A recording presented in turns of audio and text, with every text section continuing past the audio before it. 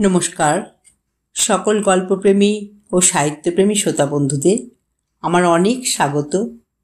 আমার আজকের নিবেদন প্রফুল্ল রায় রচিত একটি ছোট গল্প অসাধারণ।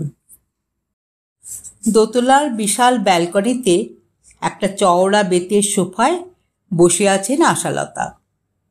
তার কোলের পর একটা খোলা বই, উইমেন ইন ব্রিটিশ ইন্ডিয়া। আশালতার বয়স 50-এর কাছাকাছি।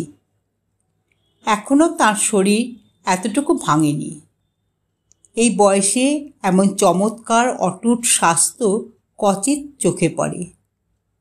গায়ের রং উজ্জ্বল শ্যাম, টান টান মসৃণ ত্বকে কোথাও এতটুকু ভাঁজ নেই। নাক মুখ কাটা কাটা, চোখে মোটা ফ্রেমের চশমা। এই 50-ও আশালতার গালে, গলায় বা থুতনির তলায় কোথাও অনাবশ্যক চর্বি জমেনি। শীতের দুপাশে ঘন কালো চুলের ফাঁকে 2-4টে রূপোর তার ছাড়া বয়সের আর কোনো চিহ্নই তার মধ্যে খুঁজে পাওয়া যাবে না। তার সুশ্রী চেহারাটি ঘিরে রয়েছে অটুট এক ব্যক্তিত্ব। আশালতা সাউথ কলকাতার একটা কলেজে ইতিহাস পড়ান। 27 বছর আগে তার বয়স যখন 23, স্বামী মারা যান। 3 বছরের ছেলে রাজাকে নিয়ে তিনি বিধবা হন। বাবা নেই, তবে দাদারা ছিলেন। শ্বশুর নেই, দেওর এবং ভাসুরেরা ছিলেন। তারা ভালো মানুষ, সহৃদয়। সবাই আশালতাকে নিজেদের কাছে নিয়ে যেতে চেয়েছিলেন, কিন্তু কারো মুখাপেক্ষী হননি আশালতা। নিজের পায়ে তিনি দাঁড়াতে চেয়েছেন। কাউকে ক্ষুণ্ণ না করে হাসি মুখে বলেছেন, আপনারা তো আছেনই, আমি একটু চেষ্টা করে দেখি না। প্রথম দিকে স্কুলে চাকরি নিয়েছিলেন আশালতা। কয়েক বছর পর কলেজের কাজটা পান। পড়ানো এবং রাজাকে মানুষ করে তোলা, এই নিয়েই দিন কেটে গেছে। অবশ্য সেই সঙ্গে মেয়েদের নানা অর্গানাইজেশনের তিনি সক্রিয় মেম্বার, যেমন নারী জাগরণ সমিতি, উইমেন্স ওয়েলফেয়ার সোসাইটি ইত্যাদি। যে রাজা 3 বছর বয়সে তার বাবাকে হারায়, সে এখন 26 বছরের টকবকে যুবক, একটা শিডিউল্ড ব্যাংকের জুনিয়র অফিসার। 1 বছর আগে আশালতা তার বিয়ে দিয়েছেন। ছেলে বউ রঞ্জা এবার ইংরেজি নিয়ে MA পাশ করেছে। যে বাড়িটার দোতলার ব্যালকনিতে এই মুহূর্তে আশালতা বসে আছে, সেটাতে সবশুদ্ধ 8টা ফ্ল্যাট। তাদের কলেজের 8 জন অধ্যাপক অধ্যাপিকা কোঅপারেটিভ করে গভর্নমেন্টের কাছ থেকে লোন নিয়ে এ বাড়িটা তৈরি করেছেন। তিনি পেয়েছেন দোতলার এই ফ্ল্যাটটা। জীবনের কোনো ব্যাপারেই ক্ষোভ নেই আশালতার। ভারতবর্ষের মতো দেশে একটি মেয়ের পক্ষে কারো সাহায্য না নিয়ে তিনি যা করেছেন তা প্রায় অভাবনীয়। গর্ব নয়, নিজের দিকে তাকালে এক ধরনের তৃপ্তি বোধ করেন। জানুয়ারি মাস শেষ হয়ে এলো। আজ কি একটা কারণে স্টুডেন্ট স্ট্রাইক, তাই আচমকা ছুটি পেয়ে গেছেন আশালতা। এখন দুপুর। কলকাতার ওপর দিয়ে শীতের উল্টোপাল্টা হাওয়া বয়ে যাচ্ছে। নরম নিস্তেজ মায়াবিরোধের ঢল নেমেছে চারদিকে। দুপুরে ঘুমানোর অভ্যাস কোনো কালেই নেই আশালতার। খাওয়া দাওয়ার পর বই নিয়ে ব্যালকনিতে এসে বসেছেন, কিন্তু সেদিকে তার লক্ষ্য নেই। 1-2 পাতার বেশি পড়াও হয়নি। আশালতাদের বাড়ির সামনের দিক দিয়ে রাস্তা চলে গেছে। তারপর বেশ বড় একটা পার্ক, কিছু গাছপালাও রয়েছে। খুব বেশি গাড়ি টাড়ি এদিকে রাস্তায় চলে না। নির্জন ঘুমন্ত দুপুরে সারা গায়ে শীতের আরামদায়ক রোদ মেখে পার্কের দিকে অন্যমনস্কের মতো তাকিয়ে থাকতে খুব ভালো লাগছে আশালতার। এখন ফ্ল্যাটে তিনি এবং রঞ্জা ছাড়া অন্য কেউ নেই। রাজা সেই 9টায় অফিসে বেরিয়ে গেছে। রঞ্জা তার ঘরে হয় শুয়ে আছে, নইলে রেডিও চালিয়ে গান টান শুনছে। হঠাৎ কলিং বেলের শব্দে চমকে ওঠেন আশালতা। এই দুপুরবেলা কে আসতে পারে? রাজাই কি ফিরে এলো? কিন্তু না, সকালে বেরোবার সময় সে বলে গেছে আজ ফিরতে দেরি হবে। বড়দা আর মেজদা কাছাকাছি থাকেন। বৌদিরা ছুটির দিনে প্রায় দুপুরের দিকে আসেন, কিন্তু ওরা কি জানেন আজ তার কলেজের স্ট্রাইক? অনেক সময় ফেরিওয়ালারাও ঢুকে পড়ে, কিংবা মার্কেট সার্ভে করার জন্য নানা কোম্পানির লোকেরা। আশালতা উঠতে যাবেন, ওধারে দরজার খোলার আওয়াজ শোনা গেল। রঞ্জা তাহলে ঘুমোয়নি, বোঝা যাচ্ছে সেই দরজাটা খুলে দিয়েছে। রঞ্জা খুবই বুদ্ধিমতী, হকার টকারদের কি করে ঠেকাতে হয় তা জানে। আশালতা আর উঠলেন না, ফের পার্কের দিকে তাকিয়ে বসে রইলেন। ওখানে প্রচুর পাখি উঠছে। এই কলকাতা শহরে আর কোনো এলাকায় একসঙ্গে এত পাখি দেখা যায় না। অন্যমনস্কের মতো পাখি শীতের রোদ বা পার্কের গাছপালার দিকে তাকিয়ে থাকলেও আশালতার কান ছিল বাইরের দরজাটার দিকে। ওটা খোলার শব্দ কানে এসেছিল, কিন্তু বন্ধ করা হয়েছে কিনা বুঝতে পারছেন না। বৌদিরা এলে এত করে হইচই করতে করতে এই ব্যালকনিতে চলে আসতেন। আশালতার দুই বৌদি দারুণ আমোদে আর প্রচুর কথা বলতে পারেন। ওদিক থেকে কোনো সাড়া শব্দ পাওয়া যাচ্ছে না। রঞ্জা কি দরজা বন্ধ করতে না করেই আবার গিয়ে শুয়ে পড়েছে? আধ ঘন্টা পর কোলের বইটা সামনের নিচু ছোট টেবিলে রেখে আস্তে আস্তে উঠে পড়েন আশালতা। ব্যালকনির বাঁ দিক থেকে একটা সরু প্যাসেজ সোজা বাইরের দরজায় গিয়ে ঠেকেছে। প্যাসেজ পেরিয়ে সেখানে আসতেই চোখে পড়ে দরজাটা বন্ধ করা হয়নি, পাল্লা দুটো শুধু ভেজানো রয়েছে। রঞ্জা খুবই সাবধানী মেয়ে। আশালতা তার কলেজে আর রাজা ব্যাংকে বেরিয়ে গেলে সে একাই ফ্ল্যাটে থাকে। দরজার পাল্লায় একটা ছোট গোল কাঁচ বসানো রয়েছে। কেউ এলে প্রথমে সেই কাঁচের ভেতর দিয়ে দেখে নেয়। চেনা জানা না হলে কাউকে ভেতরে ঢুকতে দেয় না। তাছাড়া এক মুহূর্তের জন্য সে দরজা খোলা রাখে না। সেই রঞ্জা এরকম একটা ভুল করল কি করে? আশালতা ভাবলেন হয়তো চোখে ঘুম থাকায় দরজা বন্ধ করার কথা তার খেয়াল ছিল না। ছিটকিনি আটকাতে যাবেন, সেই সময় একটা অচেনা চাপা গলা শুনতে পেলেন আশালতা। চমকে ওঠেন তিনি। বাইরের দরজার বাঁ পাশে ড্রয়িং রুম। কণ্ঠস্বরটা আসছে সেখান থেকে। একটুক্ষণ দাঁড়িয়ে থাকেন আশালতা, তারপর নিঃশব্দে ড্রয়িং রুমের কাছাকাছি চলে আসেন। এই ঘরের দরজার একটা পাল্লা বন্ধ, অন্য পাল্লাটায় আধা আধি খোলা। আড়ালে দাঁড়িয়ে অন্যের কথা শোনা বা আড়ি পাতা একেবারেই পছন্দ করেন না আশালতা। ব্যক্তি স্বাধীনতায় হাত দেওয়াটা তার কাছে অত্যন্ত ঘৃণ্য একটা ব্যাপার। কিন্তু তীব্র কৌতূহল এবং বিস্ময় আশালতাকে ড্রয়িং রুমের বাইরে দেয়াল ঘেঁষে দাঁড় করিয়ে দেয়। আধখোলা পাল্লার ফাঁক দিয়ে ভেতরে খানিকটা অংশ চোখে পড়ছে। ওখানে মুখোমুখি দুটো সোফায় বসে আছে রঞ্জা এবং অচেনা একটি যুবক। ওরা এমনভাবে বসেছে যাতে মুখের সামান্য একটা অংশই চোখে পড়ছে। আশালতা যেখানে দাঁড়িয়েছেন সেখান থেকে রঞ্জাদের দেখা যায়, কিন্তু রঞ্জারা তাকে দেখতে পাবে না। যুবকটি বলছিল, কিছু একটা কনসেশন আমার চাই। তোমাকে তো পেলামই না, শাঁসালো মক্কেল পেয়ে তার সঙ্গে ঝুলে পড়লে। ব্যাংক অফিসার ছেড়ে কে আর বেকারের গলায় মালা চড়াবে।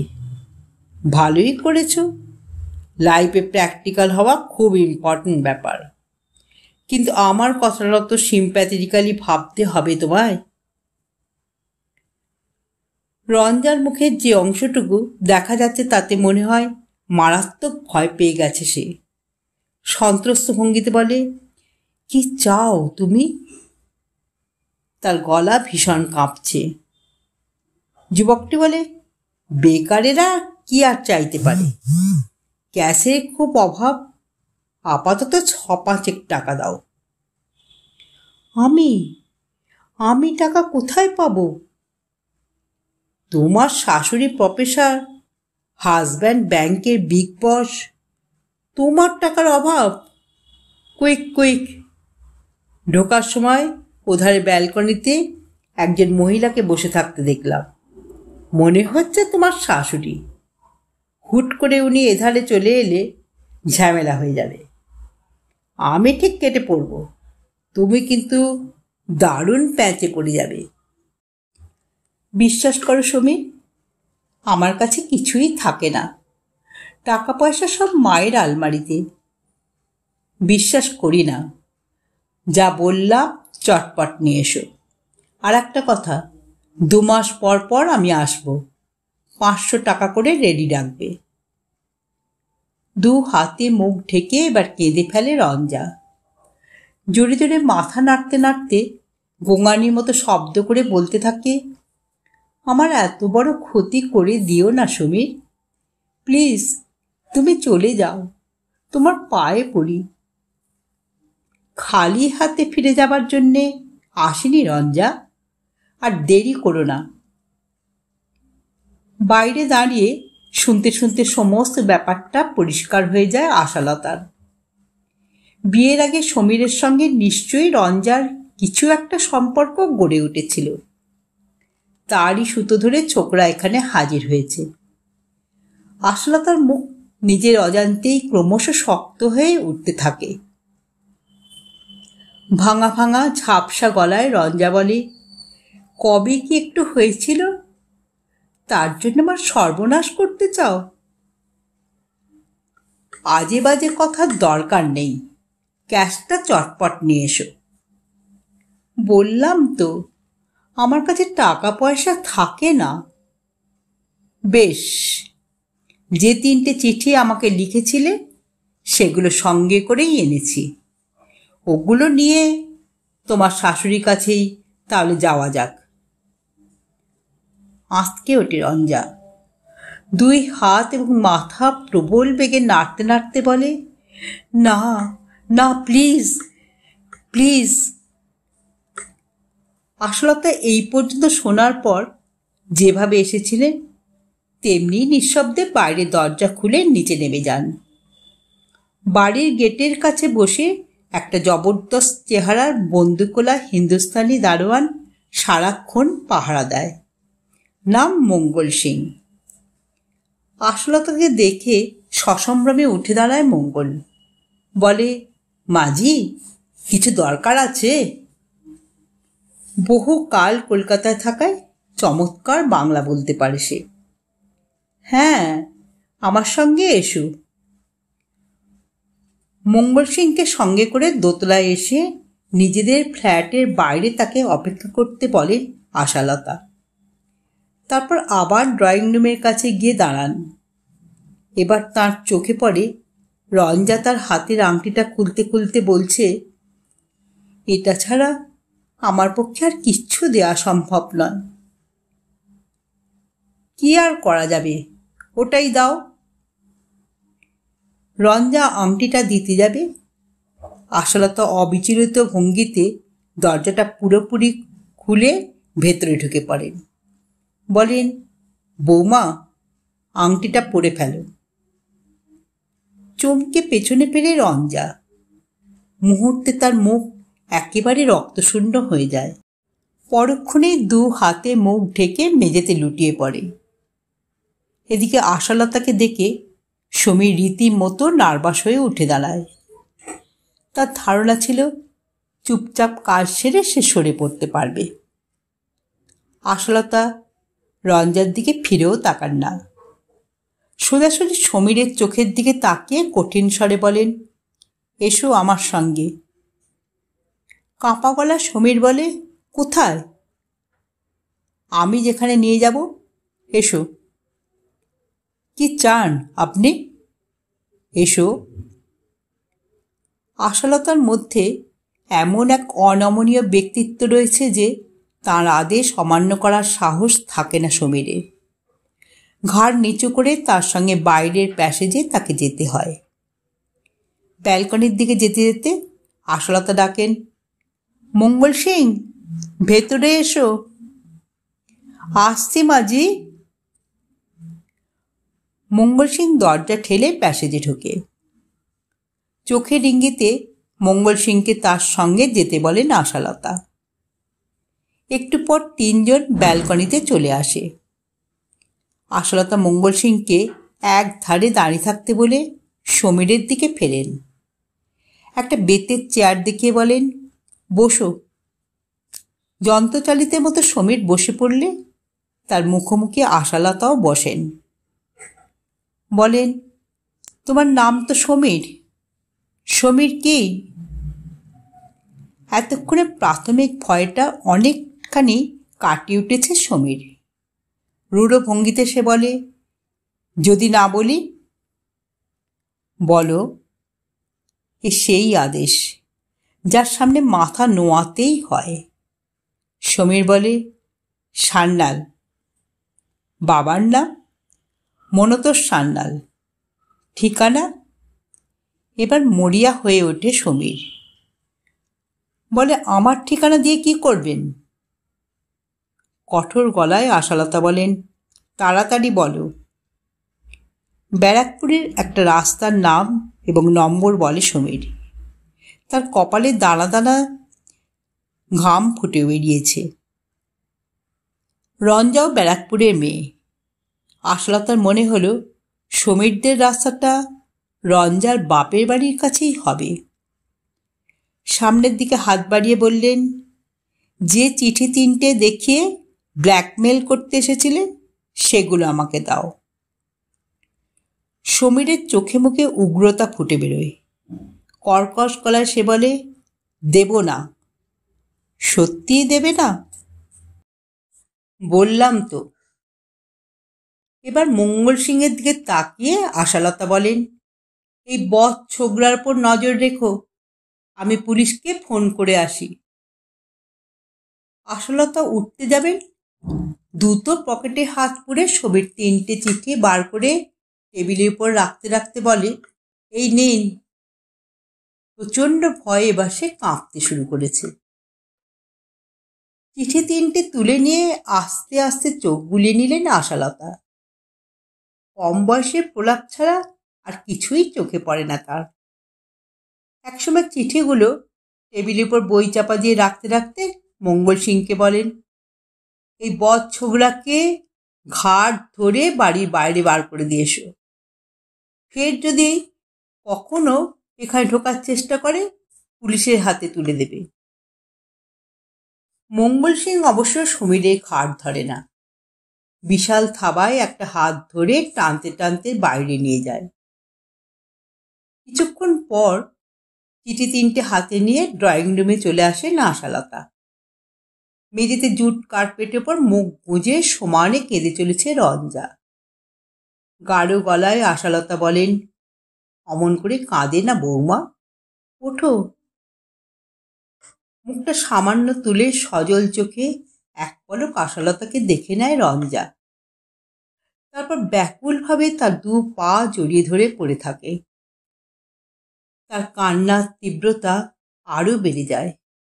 জড়ানো আবছা গলায় সে বলে, আমার কি হবে মা? রঞ্জাকে তুলে একটা সোফায় নিজের পাশে বসিয়ে আশালতা বলেন, কি আবার হবে? কবে কাকে কি লিখেছিলে তার জন্য বাকি জীবন নষ্ট হয়ে যায় নাকি? ওই বদমাস ছেলেটার কাছ থেকে চিঠিগুলো আমি রেখে দিয়েছি, এইগুলো তো। মুখ নামিয়ে আস্তে মাথা নাড়ে রঞ্জা। দারোয়ানকে বলে দিয়েছি, এ বাড়িতে ফের ঢোকার চেষ্টা করলে ছোকরাকে যেন পুলিশের হাতে তুলে দেয়। রঞ্জা বলে, কিন্তু ও যদি জানতে পারে? চিঠিগুলো ছিঁড়ে ফেলতে ফেলতে আশালতা বলেন, রাজার কথা বলছো তো? হ্যাঁ, আমি রাজাকে সব বলবো। কম বয়সে ভুল করেছিলে সেটা যেমন সত্যি, আবার রাজাকে তো যে ভালোবাসো সেটাও তো কম সত্যি নয়। আশা করি আমার ছেলে তা বুঝতে পারবে বলে রঞ্জাকে কাছে টেনে নেন আশালতা। অভিভূত কৃতজ্ঞ রঞ্জা এক অসাধারণ মহিলার কোমল বুকে মুখ রেখে নূতন করে কাঁদে। আশালতা গভীর স্নেহে তার মাথায় হাত বুলিয়ে দিতে থাকেন। অসাধারণ গল্পটি এখানেই সমাপ্ত হলো। যদি শ্রোতা বন্ধুদের আমার গল্প পাঠ ভালো লেগে থাকে তাহলে অবশ্যই আমার চ্যানেলটিকে সাবস্ক্রাইব করে পাশে থাকা বেল আইকনকে প্রেস করে অল করে দেবেন। তাহলে যখনই আমি নিত্য নতুন গল্প আপলোড করব আপনারা সঙ্গে সঙ্গে পেয়ে যাবেন। আপনারা সবাই খুব ভালো থাকবেন। নমস্কার।